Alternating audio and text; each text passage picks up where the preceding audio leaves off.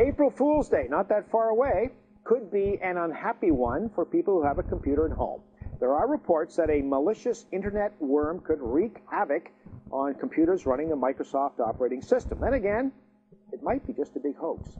With more on whether or not we should be alarmed, let's speak with Christopher Davis, the CEO of Defense Intelligence, an Ottawa-based information security firm. Mr. Davis, so what is this thing? Is this thing a hoax or is it scary? Yeah, it is so far from a hoax. It is huge. It's one of the biggest botnets we've ever seen.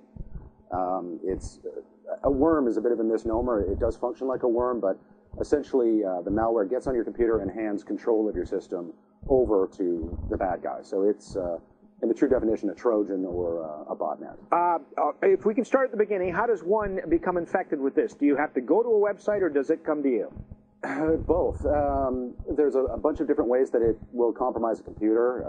You can go to the wrong site. It can compromise you via your web browser. It can attack over certain internet ports. So home users are a little more at risk in that sense than, say, business or companies with firewalls.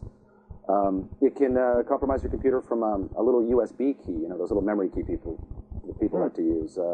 If I plug that into one compromised computer, and then it'll, you know, stealthily insert itself into the key, and if I go plug it into a different system, it'll infect that system. Sorry, you haven't mentioned email. No. The thing that people kind of need to understand is the days of the I love you virus and the Melissa virus, where, you know, it would spread via email through your contact book, get on your computer, mess it up a little bit, but that was it. Those are gone. We actually haven't seen a single piece of malware out of the 20 million or so that we analyze every year. We haven't seen one of a piece of malware like the old viruses in almost 3 years now. Okay. It's almost entirely. Sorry, go ahead. Well, so if you become infected, do you know right away, or is it a stealth thing? Yeah, they're all stealth. I mean, that's what they're designed to be. This is, you know, large criminal enterprise type stuff. They don't want to be discovered, so they spend an awful lot of time figuring out ways to get around your antivirus, to get around Microsoft security measures, to get around your firewalls, all of that. Would you say that most home users run some kind of virus protection, like a Norton or a McAfee or something of that nature? Most home users do run that, but here's the problem with it, though, is that it updates so often, it changes the binary. So the signature that these antivirus companies write is only good for one variant, and if it's updating every 15 hours, they can't push signatures out that fast. So it's like getting a flu shot. It's only good for 4 flus, not, you don't, okay. So what do you do about this if you're at home? What if you're at home right now and you got a few days to do something about this? What can you do? Well, educate yourself. The Canadian Internet Registration Authority, called CIRA, they've got a website that they're putting up that's kind of dedicated to this. They're doing a lot of work on it. That would be a good place to start as a Canadian. How do you spell that, sir? CIRA? Yeah, CIRA. Okay. It's CIRA.ca.